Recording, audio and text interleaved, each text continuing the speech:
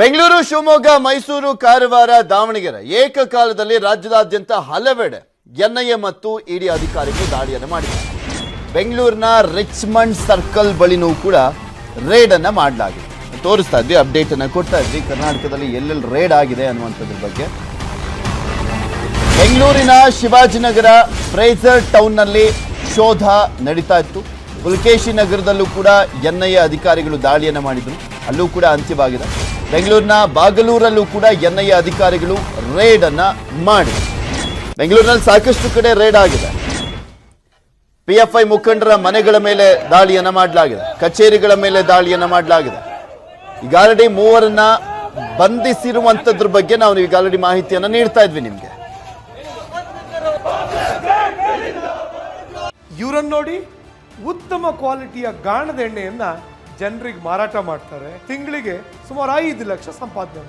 ನೀವು ಮಾಡಬೇಕಾ? ಇವರಿಂದ ಕಲಿಬೇಕಾ? ಫ್ರೀಡಮ್ ಆಪ್ ಅನ್ನ ಈಗಲೇ ಡೌನ್ಲೋಡ್ ಮಾಡಿ. ಕಲಬುರಗಿಯಲ್ಲೂ ಕೂಡ 2 ಸ್ಥಳಗಳಲ್ಲಿ ಎನ್ಐಎ ದಾಳಿಯನ್ನ ಮಾಡಿರುವಂತದ್ದು. ಕಲಬುರಗಿ ಪಿಎಫ್ಐ ಜಿಲ್ಲಾಧ್ಯಕ್ಷ ಇಜಾಜ್ ಶೇಖ್ ಎನ್ಐಎ ವಶಕ್ಕೆ. ಕಲಬುರಗಿಯಲ್ಲೂ ಕೂಡ 2 ಸ್ಥಳಗಳಲ್ಲಿ ಎನ್ಐಎ ಅಧಿಕಾರಿಗಳು ದಾಳಿಯನ್ನ ಮಾಡಿದ್ದಾರೆ. ಈ ಸಂದರ್ಭದಲ್ಲಿ ಪಿಎಫ್ಐ ಜಿಲ್ಲಾಧ್ಯಕ್ಷ ಇಜಾಜ್ ಶೇಖ್ ಎನ್ಐಎ ವಶಕ್ಕೆ ಪಡೆಯಲಾಗಿದೆ.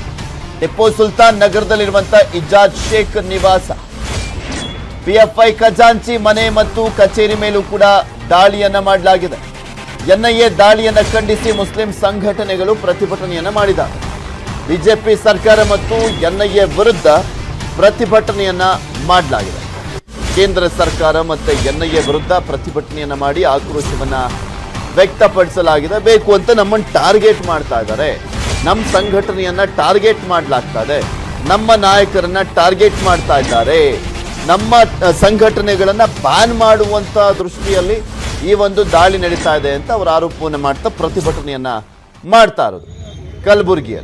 ಕಲಬುರಗಿಯಲ್ಲಿ ದಾಳಿ ಆದಂತ ಸಂದರ್ಭದಲ್ಲಿ ಇದ್ದಂಥ ದೃಶ್ಯಾವಳಿ ನಿಮಗೆ ತೋರಿಸ್ತಾ ಇದ್ದೀವಿ. ಇಜಾಜ್ ಶೇಖ್ನನ್ನ ಆಲ್ರೆಡಿ ಎನ್ಐಎ ಅಧಿಕಾರಿಗಳು ವಶಕ್ಕೆ ಪಡೆದಿದ್ದಾರೆ.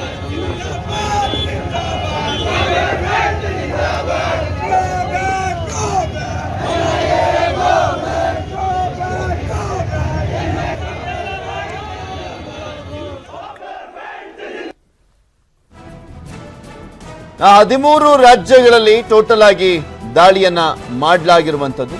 ಎಲ್ಲೆಲ್ಲಿ ದಾಳಿ ಆಗಿದೆ ಅನ್ನುವಂಥದ್ರ ಬಗ್ಗೆ ನಿಮಗೆ ಮಾಹಿತಿಯನ್ನು ನೀಡ್ತಾ ಇದ್ವಿ. ನಮ್ಮ ಕರ್ನಾಟಕದಲ್ಲಿ ಮಂಗಳೂರು, ಉಪ್ಪಿನಂಗಡಿ, ಬೆಂಗಳೂರಿನಲ್ಲಿ ದಾಳಿ ಆಗಿದೆ. ಕೇರಳದಲ್ಲಿ ಕಾಸರಗೋಡು, ಕೋಚಿಕೋಡ್, ಮಲ್ಲಪುರಂ, ಪಟ್ಟಣಂತಿಟ್ಟ ಅಲ್ಲಿ ದಾಳಿ ಆಗಿದೆ.